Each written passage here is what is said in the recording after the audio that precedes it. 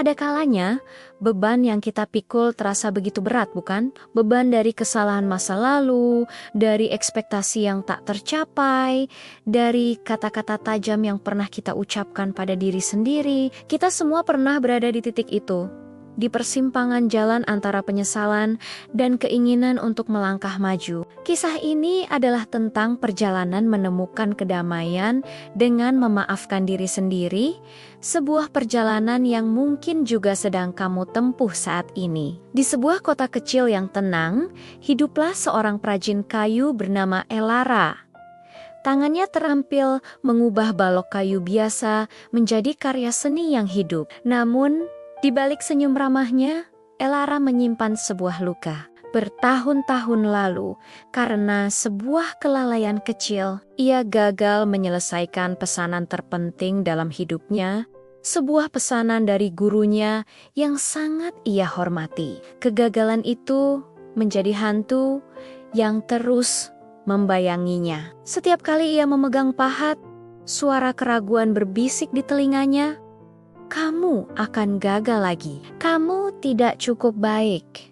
Elara menjadi takut untuk mencoba hal baru, takut mengambil risiko. Ia hanya membuat karya-karya sederhana, jauh di bawah kemampuannya yang sebenarnya. Bengkel yang dulu penuh tawa dan aroma kayu segar, kini terasa sunyi dan berat. Suatu sore yang mendung, seorang wanita tua dengan tatapan bijak datang ke bengkelnya. Namanya Ibu Sari. Ia tidak mencari ukiran, ia hanya duduk dan memperhatikan Elara bekerja dalam diam. Setelah beberapa saat, Ibu Sari berkata lembut, "Kayu ini indah, tapi aku bisa merasakan keraguan di setiap goresannya." Elara tertegun. Ia merasa seperti sebuah buku yang terbuka. Dengan mata berkaca-kaca, ia menceritakan beban yang selama ini ia pendam. Tentang kegagalan, tentang rasa malu, dan tentang bagaimana ia tidak bisa memaafkan dirinya sendiri. Ibu Sari tersenyum hangat. Ia mengambil sepotong kayu sisa di sudut ruangan. "Lihat kayu ini, Elara, ada retakan di permukaannya. Apakah ini membuatnya tidak berharga?" Elara menggeleng. "Tidak," jawabnya pelan. "Justru retakan itu bisa menjadi bagian dari keunikan polanya." Ibu Sari mengangguk. "Tepat sekali. Begitu pula dengan dirimu. Kesalahanmu di masa lalu bukanlah akhir dari ceritamu. Itu adalah retakan yang membentukmu, memberimu kedalaman, memberimu pelajaran. Kamu menghukum dirimu terlalu lama, Nak." Kata-kata itu menembus pertahanan Elara. Ibu Sari melanjutkan, "Memaafkan diri sendiri itu seperti mengambil nafas dalam-dalam setelah terlalu lama menahannya. Mungkin awalnya terasa sulit, bahkan menyakitkan, tapi udara segar yang masuk akan memberikan kehidupan baru. Kamu tidak bisa mengubah masa lalu, tapi kamu bisa mengubah caramu memandangnya." Ibu Sari kemudian menunjuk sebuah balok kayu besar yang belum tersentuh. "Kayu itu tidak akan menjadi apa-apa jika kamu terus takut pada pahatmu. Izinkan tanganmu berkarya lagi. Izinkan hatimu untuk pulih."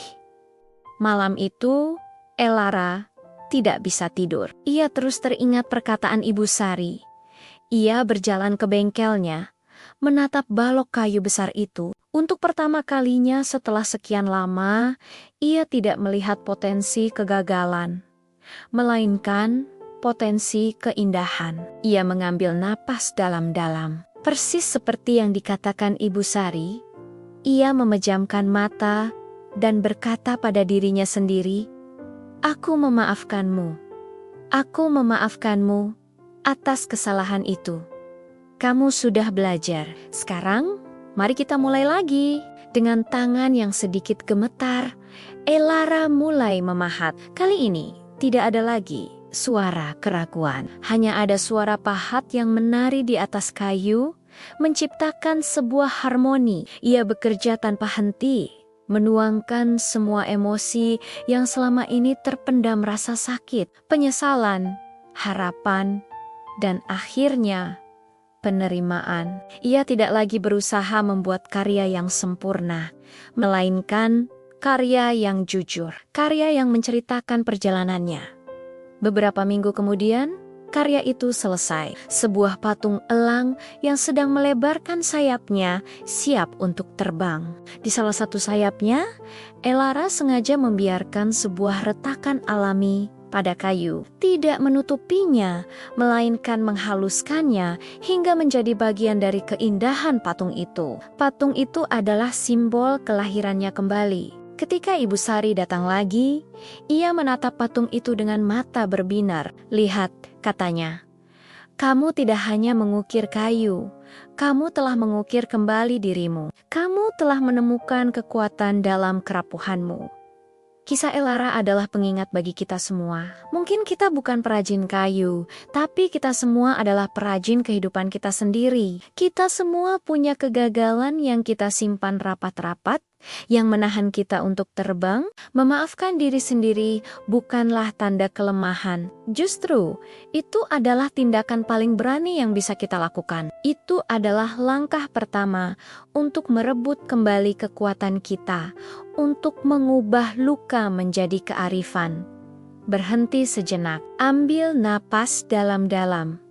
Rasakan udara memenuhi paru-parumu, dan bisikan pada dirimu sendiri, "Aku memaafkanmu." Kamu pantas mendapatkan kedamaian. Kamu pantas mendapatkan kesempatan kedua, ketiga, dan sebanyak yang kamu butuhkan. Kesalahan tidak mendefinisikan siapa dirimu, tapi caramu bangkit setelahnya, itulah yang terpenting. Seperti elang karya Elara, sudah saatnya kita melebarkan sayap dan terbang, membawa semua pelajaran dari masa lalu bukan sebagai beban, tetapi sebagai kekuatan yang membuat kita lebih bijaksana. Terima kasih sudah menonton. Jika cerita ini menyentuh hatimu, jangan lupa untuk like, bagikan, dan subscribe. Sampai jumpa di video selanjutnya.